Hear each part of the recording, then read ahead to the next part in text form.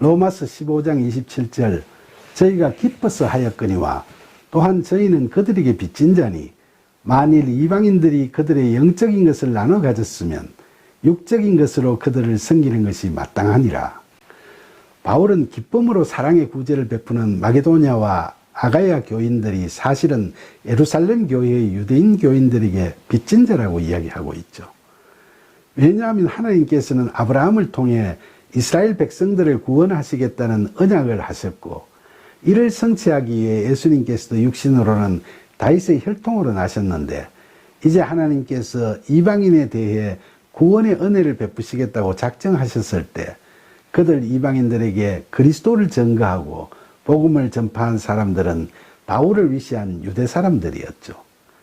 이처럼 하나님과 구원의 언약을 맺은 당사자도 이스라엘 백성들이고 이방인들을 구원하시는 하나님의 역사에 있어서 전도의 매체가 되고 도구가 된 자들도 다 유대인이었던 거죠.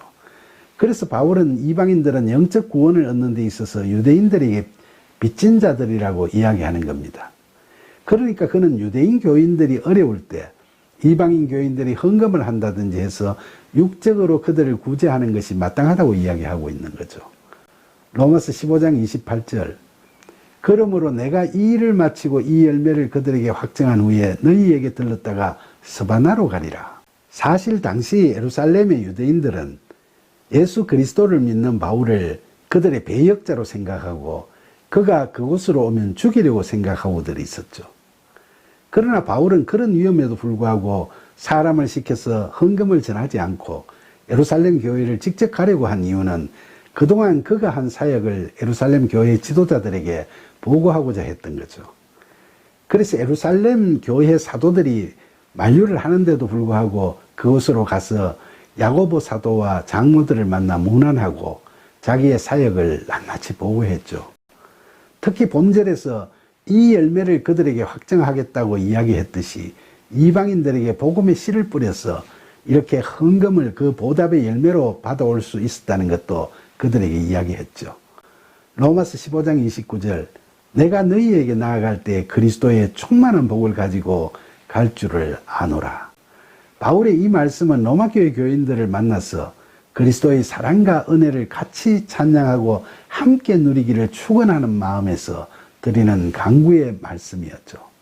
마지막에 말씀드리겠습니다만 사실 바울은 나중에 스페인으로 전도 여행을 가는 도중에 로마에 방문하게 되는 게 아니라 제수의 몸으로 로마를 방문하게 되도록 하나님께서 놀라우신 방법으로 역사하셨죠.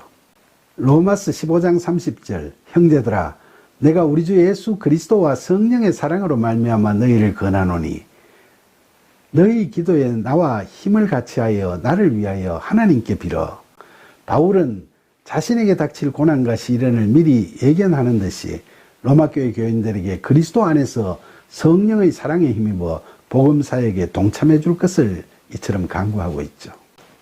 로마서 15장 31절 나로 유대에서 순종하지 아니하는 자들로부터 건짐을 받게 하고 또 예루살렘에 대하여 내가 섬기는 일을 성도들이 받을 만하게 하고 바울은 로마교회 교인들에게 자기 자신을 위한 기도를 부탁드리고 있죠. 그는 유대에서 복음에 순종하지 않고 율법주의에 빠져있는 유대인들로부터 화를 당하지 않도록 기도해달라고 부탁하면서 또 여전히 교회 안에서 바리새적인 유대인 교인들이 목소리를 크게 내고 있던 예루살렘 교회에 대해서도 자신이 이방인을 위해 사역하는 것이 좋게 받아들여지도록 해달라고 기도해 주기를 간청하고 있죠. 로마서 15장 32절 나로 하나님의 뜻을 따라 기쁨으로 너희에게 나아가 너희와 함께 편히 쉬게 하라.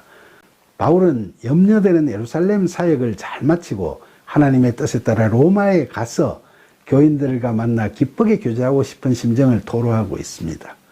그러나 하나님의 뜻은 바울의 생각과는 달랐던 것 같습니다.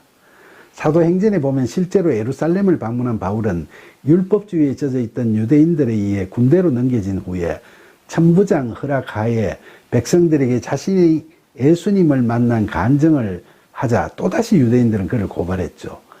감옥에 갇혀 지내던 바울은 가이사에게 상소를 하게 되고 아그리빠 왕에게도 신앙 간증을 하면서 전도하게 됐죠.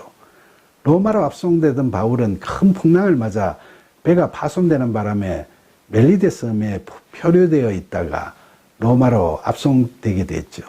이렇게 해서 바울은 우여곡절 끝에 로마로 오게 됐고 수년간의 감금 생활 속에서도 꾸준히 복음을 전파했으며 석방 후에 스페인에 가서 전도를 했죠. 그 후 로마 대화재로 인한 네로 황제의 기독교 박해가 극에 달한 때에 다시 체포돼서 감옥에 갇히고 결국 로마 인근에서 순교당한 것으로 전해지고 있죠. 로마서 15장 33절 평강의 하나님께서 너희 모든 사람과 함께 계실지어다. 아멘. 이처럼 실제로는 숱한 고난과 시련 속에서 전도사역을 꿋꿋이 해온 바울의 일생은 겉으로 보기에는 너무나 험난하기만 했지만 이 로마서 본문의 마지막 기도처럼 평강의 하나님께서 늘 그와 함께 해주셨죠.